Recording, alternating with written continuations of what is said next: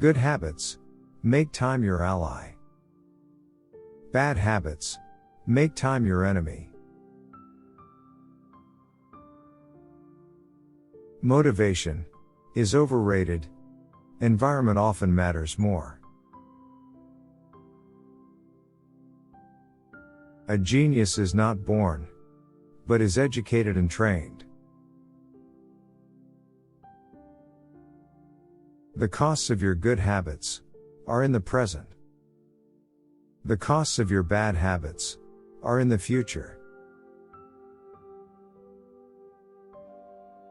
Goals are about the results you want to achieve. Systems are about the processes that lead to those results. Goals are good for setting a direction, but systems are best for making progress. Decide the type of person you want to be.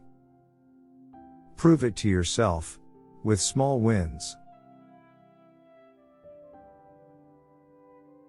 You should be far more concerned with your current trajectory than with your current results. In the long run, the quality of our lives often depends on the quality of our habits. Habits are the compound interest of self-improvement. Incentives can start a habit. Identity sustains a habit. The ultimate form of intrinsic motivation is when a habit becomes part of your identity. You don't have to be the victim of your environment. You can also be the architect of it. Every action you take is a vote for the type of person you wish to become. Success is the product of daily habits, not once-in-a-lifetime transformations.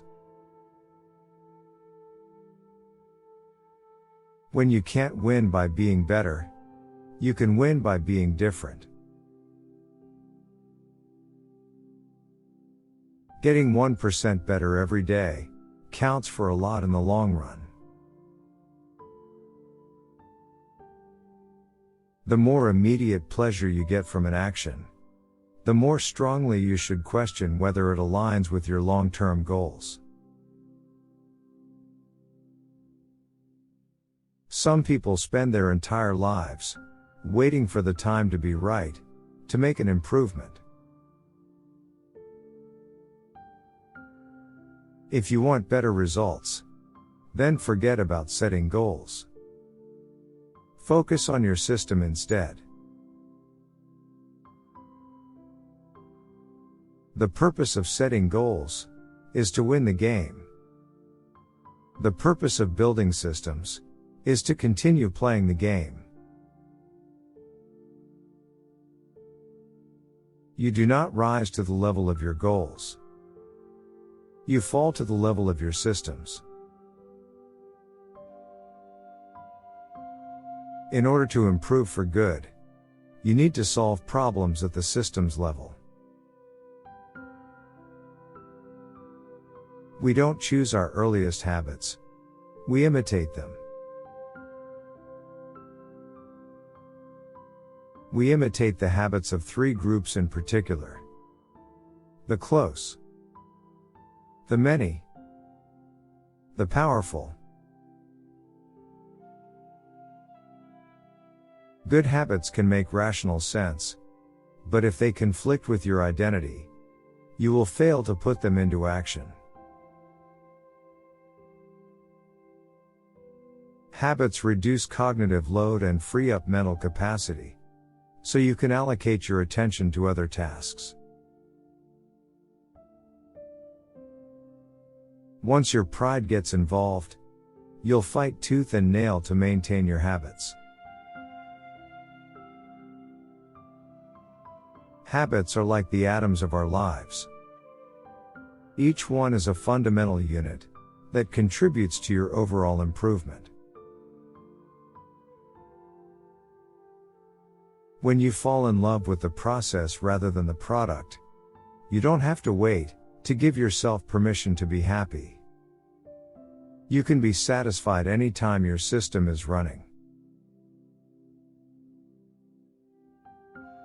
Your actions reveal how badly you want something.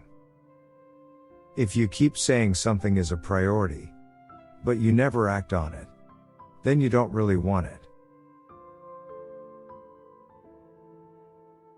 The greatest threat to success is not failure, but boredom. We get bored with habits because they stop delighting us.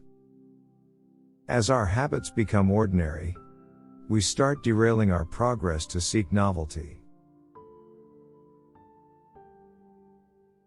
With outcome-based habits, the focus is on what you want to achieve. With identity-based habits, the focus is on who you wish to become. The road less traveled is the road of delayed gratification. If you're willing to wait for the rewards, you'll face less competition and often get a bigger payoff.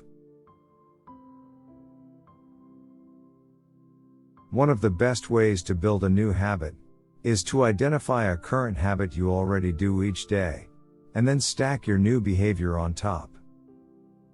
This is called habit stacking. Small changes often appear to make no difference until you cross a critical threshold. The most powerful outcomes of any compounding process are delayed. Thank you for watching and for supporting us.